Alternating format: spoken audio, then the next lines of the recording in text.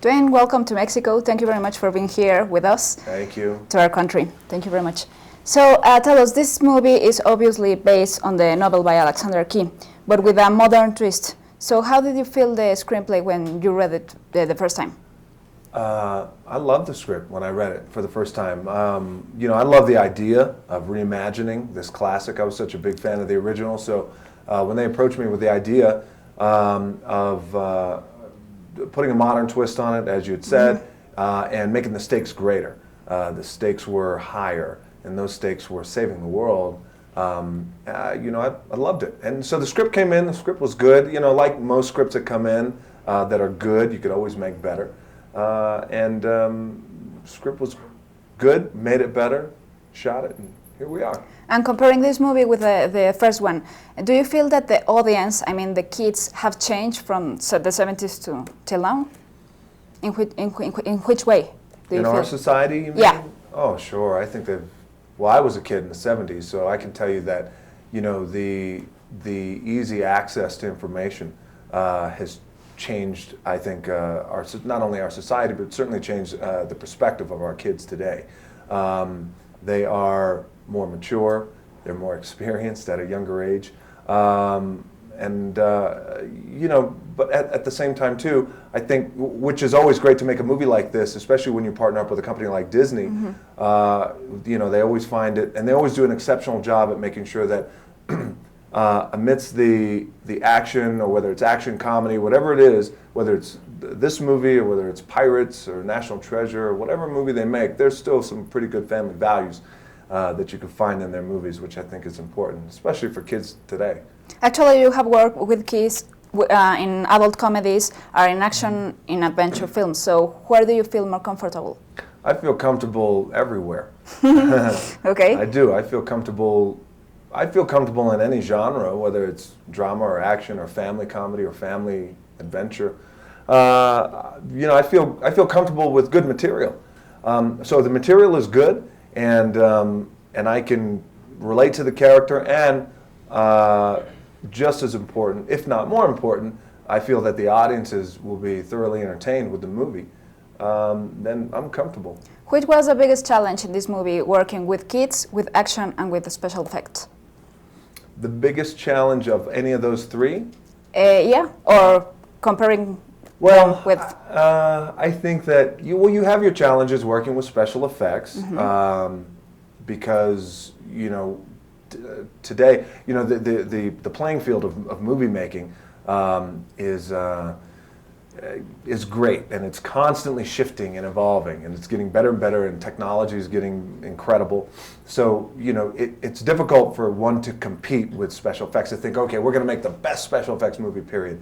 So special effects has its challenges. Working with children has its challenges, and kids has its challenges too, especially in comedy, where you rely on your partner, your comedic partner, in terms of timing.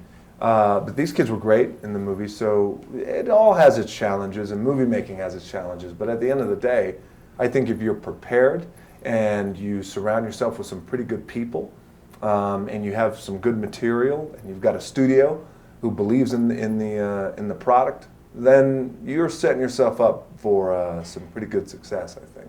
This is the second time that you work with Andy. Yep. So how did you feel working with him again? I love Andy.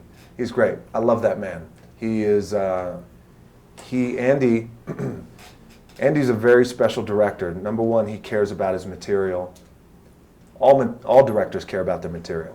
The difference with Andy is it's like the art always reflects the artist. And in Andy's case, Andy loves to make movies and impact people with heart and with big fun movies. He loves that, and that serves him great. This is how Andy can impact our world, is by making movies that make people feel good, and that's great. Andy reminds me of Frank Capra. When he was doing movies, he was getting slammed back in the early days. They would call it Capricorn movies, or it just makes people feel good. Well, that's a good thing. I love that. And Andy's that way. Andy Fickman is one of the happiest men I have ever met in my life. He is just inherently happy. When you talk to him, you'll see he's a happy guy, and he should be.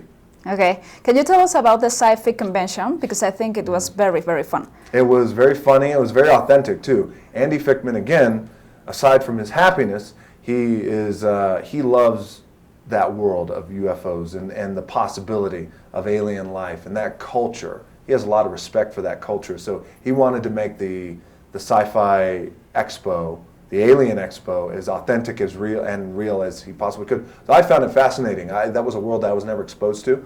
So I thought it was a very fascinating world and very intriguing because everybody who dresses up at those conventions, they believe in the characters they're dressing up as. And they embody that spirit of those characters, which is, that's a cool thing. And what part of the movie did you enjoy the most? I would have to say probably everything. You know, I wish I could give you a specific answer, but the environment that was created, and plus the material lends itself to that. When you make a movie like this that is entertaining and fun and with a lot of adventure, every day it's fun. It's a lot of fun. So the material's not dark, you know, where you have to come and you're prepared in a very dark way, which I've had those movies in the past. This movie is just a lot of fun. So every day was fun. And the reason why I give you that type of answer is because it's movie making. Really, it's fun. That's what it is. It should be that. Okay. And at last, could you tell us about your new projects? I think you have Tooth Fairy and an animated movie or something? Sure. I got a big comedy coming out in November, which I'll come back to Mexico for. It's called The Tooth Fairy. Yeah. I turn into the Tooth Fairy. Oh, well. Myself and Billy Crystal and Ashley Judd is my girlfriend. And Julie Andrews is my fairy godmother. Yeah, it's a wonderful cast. And I also did this great animated movie called Planet 51, which essentially it's like a reverse E.T., where I'm an astronaut and I land on a planet thinking that I'm the only one on the planet, and I come to find out that it's already inhabited by aliens who live essentially like how we live here on Earth. Okay. So I have to get back to my spaceship, and it's really funny. Okay, it seems fun. It is. Thank you very much, Dwayne. Thank you. Nice to meet you. Good to meet you too.